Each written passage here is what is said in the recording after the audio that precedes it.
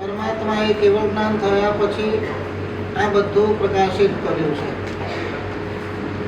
આનંદની વાત એ હતી કે આજથી 800,000 વર્ષ પહેલાંનો ઇતિહાસ જોઈએ તો આ જૈન શાસન સોળે કળાએ ખીલેલું હતું. લગભગ જૈનોની વસ્તી આખી દુનિયામાં હતી. 40 થી 50 કરોડ જૈનો હતા. અને તમે બિલીવ કરો નહીં, મેં તો બહુ સ્ટડી કર્યો છે. ઈરાન હોય, ઈરાક હોય, અફઘાનિસ્તાન હોય, તુર્કસ્તાન હોય, આ બધે માત્ર ને માત્ર જૈન ધર્મનો ધજા ફરકતી હતી. રાજા પણ જૈનો હતા અને ધર્મનો ફેલાવો સખત થયો હતો કાળના ઝપાટાથી. આ બધું જ એમાં રાશ આવતો ગયો અને આજે આપણે જોઈએ છે કે ઘણા બહુ જ નાના વર્તુળની અંદર આપણે આવી ગયા છીએ.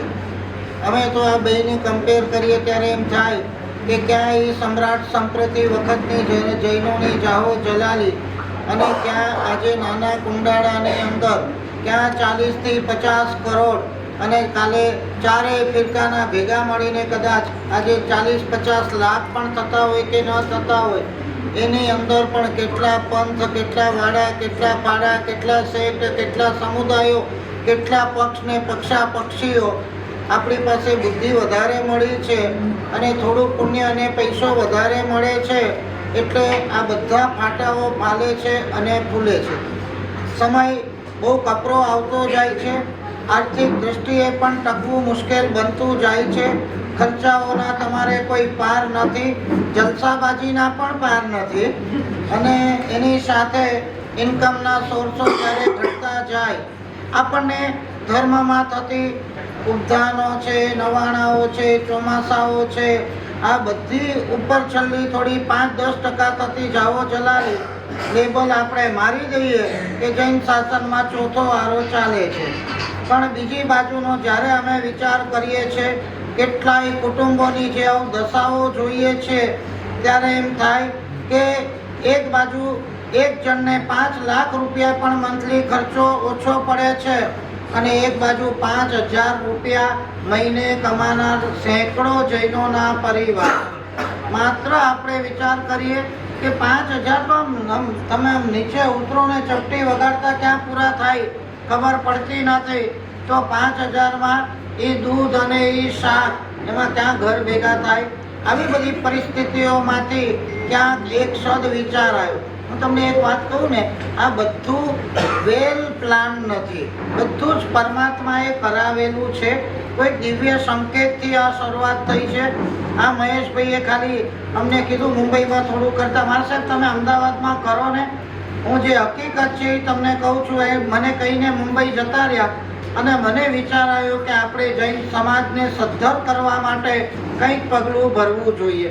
કોઈને હાથ ફેલાવવા ન પડે, કોઈને ગુલામી ન કરવી પડે, ન કરવા જેવા કામો ન કરવા પડે.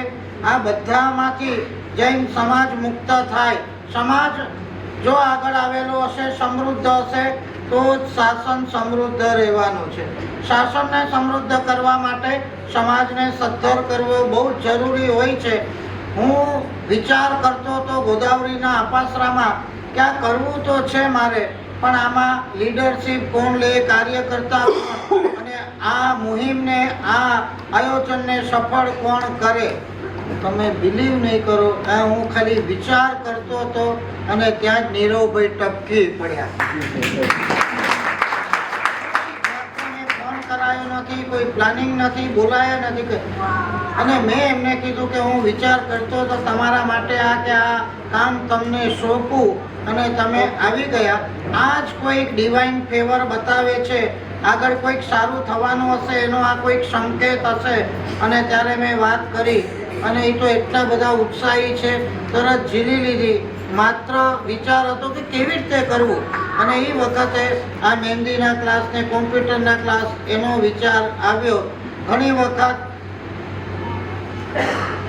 અમે ઉત્તમ સંયમીઓ છીએ, તપસ્વીઓ છીએ, પણ આ સમાજ તમારો ઘણો વિચિત્ર પણ હોય છે. ઘણીવાર મને એક ઝટકો બી આવ્યો વિચાર કરતા કે ભાઈ આ મહેંદી ક્લાસ કરશું, કાલે ઉઠીને મારી પ્રેરણા નિશ્રા હશે, માર્ગદર્શન. તો ઘણા 14 પંચાયત, અરે મહારાજને આમાં પડવાની ક્યાં જરૂર છે? મહારાજને મહેંદી હારે, છોકરીઓ હારે શું લેવું દેવું? બિલીવ ઓર નોટ, આજે તમે જુઓ છો 7 મહિનામાં કદાચ સેંકડો દીકરીઓ આપણી બહાર આવી હશે, પણ એક દીકરીના ડાયરેક્ટ કોન્ટેક્ટની અંદર અમે નથી, નોટ એ સિંગલ પર્સન. પણ પછી મને વિચાર આવ્યો કે જેને જે કહેવું, આપણે નિર્દોષ અને નિર્મળ ભાવથી સમાજની સેવા કરવાનું એક બીડું ઝડપવું હોય, કોઈ સ્વાર્થની ભાવના આપણી નથી તો કરો. અને આજ સુધી તમને મને એક માણસ નેગેટિવ બોલનાર મળ્યો નથી. અને એનાથી આગળ તમામ આચાર્ય ભગવંતો એમને ખબર છે, જ્યાં જાય ત્યાં નીરવભાઈ બહુ બઢિયા કામ, મારા સાથ તો ધન્યવાદ. આવો વિચાર આજ સુધી કોઈ આચાર્યને આવ્યો નથી. આવા શબ્દોથી નવાજ્યા છે તો આપણને ત્યારે ઠીક છે. આજે આપણે જોઈએ છે વિચારો તો ઘણા આવે ને ઘણાને આવે, પણ વિચારોને સાકાર કરવા કોઈ સહેલા નથી હોતા. મારું કોઈ પુણ્ય હશે કે રાઈટ પર્સન મારા હાથમાં આવી ગયા, સમજ્યા? અને આ રાઈટ સમજ્યા ભાતાગર કમિટી, પ્રવીણભાઈ આત્મારામ, એમના દીકરા ઋષભભાઈ, ભૂપેશભાઈ, આ બધી આખી ટીમ છેલ્લા 7 મહિનાથી તો સતત કોન્ટેક્ટમાં છું. આવી ટીમ દુનિયામાં ક્યાંય નહીં મળે. નથી ને અતિરેક પણ નથી, સમજો. કારણ કે એક માત્ર જૈન શાસન માટે કામ કરી છૂટવાની ભાવના સિવાય બીજો કોઈ આશય નથી. એક નાના સંઘમાં પણ અમે જોઈએ છીએ કે 4 ટ્રસ્ટી વચ્ચે એટલી માથાપોડ હોય, એટલા ટાટિયા ખેંચ હોય, એટલી ખેંચમતાણો હોય, એટલા મતભેદ હોય, એટલા મનભેદ હોય કે આપણે થાકી જઈએ અને પછી થઈ જાય કે આના કરતા ઘરે બેસી જાઓ મયંકભાઈ, સમજ્યા? ત્યારે એની સામે એના કરતા 50 ગણા કામો. અને આ ટીમ, નો પ્રેસિડેન્ટ, નો સેક્રેટરી, નો ખજાનચી, નો ટ્રસ્ટી, કશું જ નહીં. ભૂપેશભાઈ જે છે નાનામાં નાનો કાર્યકર્તા, પણ મારી આંખમાં ઘણીવાર પાણી આવી જાય. નીરવભાઈ કહેતા હોય કે ભૂપેશભાઈ જેવા પણ ઝાડુ કાઢવું હોય તો કાઢવા બેસી જાય, અને જાજમ પાથરવી હોય તો જાજમ પાથરવા પણ બેસી જાય. અને પીરસવું બધા સરખા છે, જેને કોઈ માનપાનની પડી નથી, જેને કોઈ ફોટા વિડીયાની પડી નથી, જેને કોઈ પ્રસિદ્ધિઓની પડી નથી, જેને કોઈ માર્કેટિંગની પડી નથી, જેમને કોઈ નાના મોટાની પણ પડી નથી. ને છેલ્લે ઉઠીને આ કામ અમે કર્યું એવું પણ એક પણ કાર્યકર્તાના મનની અંદર પણ નથી, અને ક્યાંય વચનમાં પણ નથી. કોઈ કાર્યકર્તા તમને એમ કહેતો નહીં સંભળાય, એ હમને કિયા હે.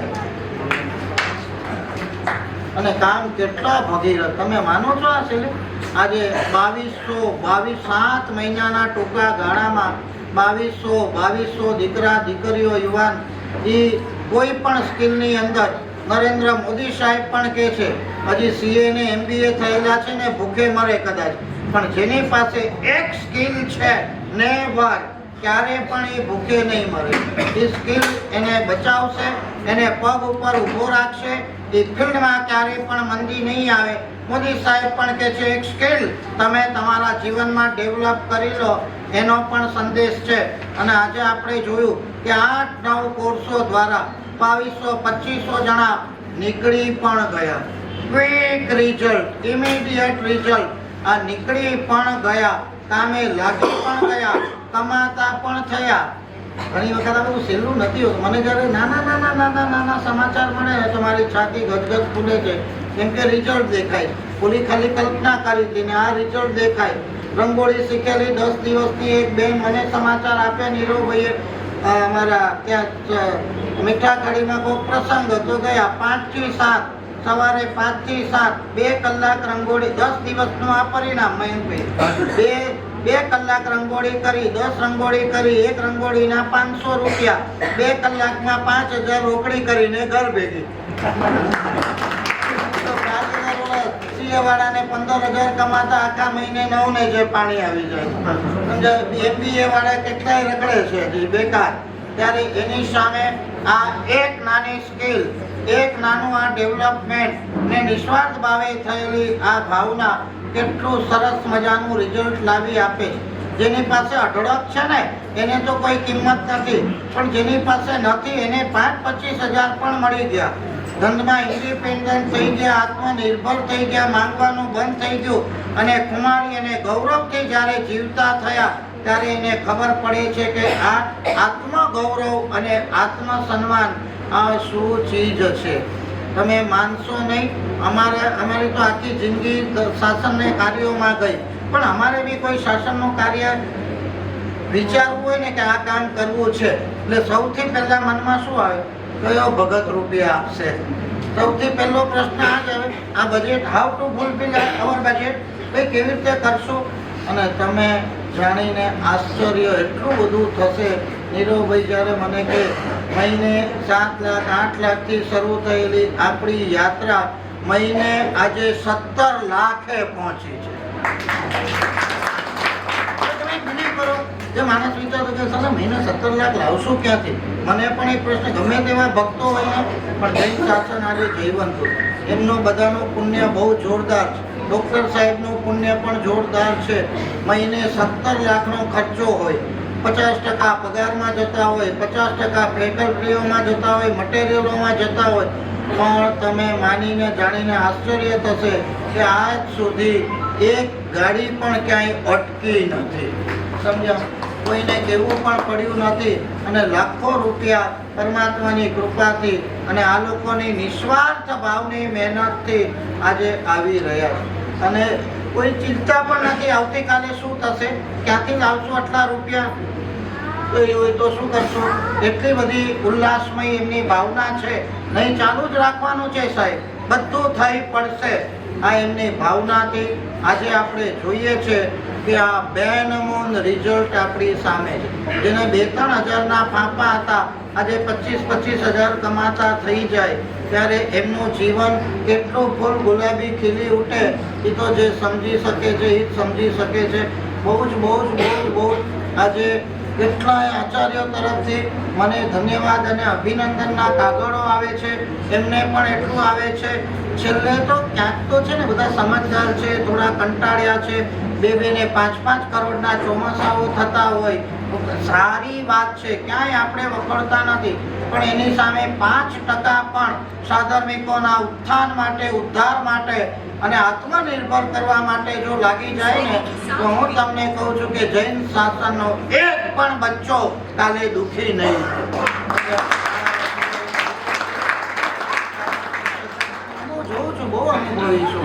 આજે એક સાધર્મિક શબ્દ હશે તો કાલે આપણે આવતીકાલના મંદિરો એ સંભાળવાના છે, અપાશ્રયો એ સંભાળવાના છે, સાધુ સાધ્વીજીના પાત્રામાં આ લોકો જ ગોચરી ઓરાવાના છે. જૈનો જ નહીં હોય ને હશે તો સક્ષમ નહીં હોય તો શાસન કઈ રીતે ચાલશે? આ એક બહુ મોટા પ્રશ્નાર્થ છે. એટલે બહુ જ ભગીરથ કાર્ય આ લોકોએ ઉપાડ્યું છે. અમને આનંદ પણ ખૂબ છે, આશીર્વાદ પણ ખૂબ છે. મનમાં કોક ખૂણામાં થયેલી આ ભાવના આજે ચારે બાજુ વિકસિત થઈ છે. વિધાઉટ પબ્લિસિટી, માઉથ પબ્લિસિટી એટલી બધી થઈ છે. મોટી સંસ્થાઓ પણ આ બધા તમારા કાર્યોની સમજ્યા ઓલી લઈને તમારા માટે આવે છે કે ભાઈ તમે કેવી રીતે કરો છો આટલું બધું ભગીરથ. તમે 9 કોર્સ હોય, આટલી બધી ફેકલ્ટી હોય, આટલા બધા સ્ટુડન્ટો હોય અને કેટલું ભગીરથ કાર્ય. અને કરનારા તો આ 5-7 જણા છે, 10 જણા જે છે. એટલે આ લોકોના પણ ધંધા છે, ધાપા છે, પરિવાર છે, કુટુંબ છે, વ્યવહારો છે, સમજ્યા આખી ફેમિલી રિસ્પોન્સિબિલિટી છે. આ બધું હોવા છતાં પણ આ લોકો જે તન મન ધન સમયનો જે ભોગ આપે છે એને બિરદાવવા માટે મારી પાસે કોઈ શબ્દો નથી. સમજો તમે, સમજ્યા? એટલું બધું આ લોકોનું નિસ્વાર્થ ભાવનું યોગદાન છે. મહત્વનો શબ્દ છે નિસ્વાર્થ ભાવ. એમને રિટર્નમાં કંઈ જોઈતું નથી, માન પાન પણ જોઈતા નથી, અમે કર્યું એવી પ્રસિદ્ધિ પણ જોઈતી નથી. આવી ભાવનાથી આ લોકો કરે છે. એમને મારા અંતરના ખૂબ આશીર્વાદ છે અને ખૂબ ધન્યવાદ છે. અમને પણ કહું છું તમે બહુ સરસ બધી યુનિક કે છે. આપણે તો ભાઈ સાધર્મિક માટે કર્યું હતું અને તે કરોડપતિઓ BMW લઈને સમજ્યા બધી એક્ટિવાઓ લઈને શ્રીમંત ઘરના આવે છે તો એમની પાસે પૈસા લેવા શું કરવું ઘણી ચર્ચાઓ થઈ. અને આ લોકોની માનસિક ઉદારતા એવી છે કે સાહેબ આપણે કોઈની પાસે 1 રૂપિયો લેવો નથી, ભલે કદાચ કરોડપતિ કેમ ન હોય, આજે કરોડપતિ છે, કાલે પરિસ્થિતિ પલટાય, સમય સંજોગો પલટાય, દીકરીઓ છે, આપણે કંઈ કરવું નથી. અને તમે બિલીવ કરો 7 મહિનાથી આટલું જંગી ભગીરથ કાર્ય અને એક પણ વ્યક્તિને એક પણ રૂપિયો લેવાની ભાવના નહીં, આ બહુ જ મોટી વાત છે. આ બધાને ખૂબ ખૂબ ધન્યવાદ છે.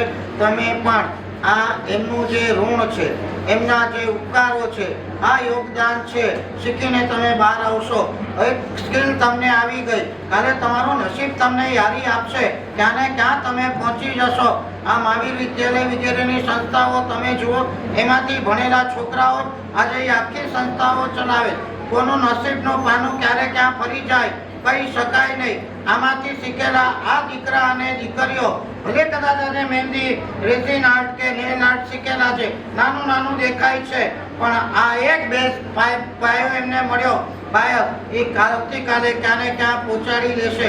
બે જ વસ્તુ મારે તમને કહેવી છે. જીન શાસનના આચાર અને વિચારમાં તમે બધા કટ્ટર રહેજો. જીન શાસનને તમારા હૃદયમાં વસાવી દેજો, અને જેના કારણે તમે આટલા આગળ આવો છો, એની પાયાની જે આ સંસ્થા જે પાયા, એને તમે જિંદગીમાં ભૂલશો નહીં. મેં તમને કીધું એક વ્યવહારથી કે 17 લાખ કાલે ઉઠીને તમને નસીબ યારી આપે અને તમે ઊંચા સ્થાન ઉપર પહોંચી જાઓ, તો આ જગવલ્લભ પાર્શનાથ ભાતાગર કમિટી, એમણે કરેલા ઉપકારો, એમણે કરેલી મહેનતો, એમણે આપેલા યોગદાનો એમને ભૂલશો નહીં. લઈ જાઓ. આજે અમે સદ્ધર થયા છીએ, 50 લાખ અમારા, તો તમે કામ અટકાવતા નહીં. આ જે બેઝિક અંદરની કૃતજ્ઞતા ભાવ છે, એમને પણ જીવતો રાખજો. અને આ કાર્યને તમે જીવનમાં, તમે જેના કારણે આગળ વધ્યા છો, એને હૃદયમાં સ્થાપિત કરજો.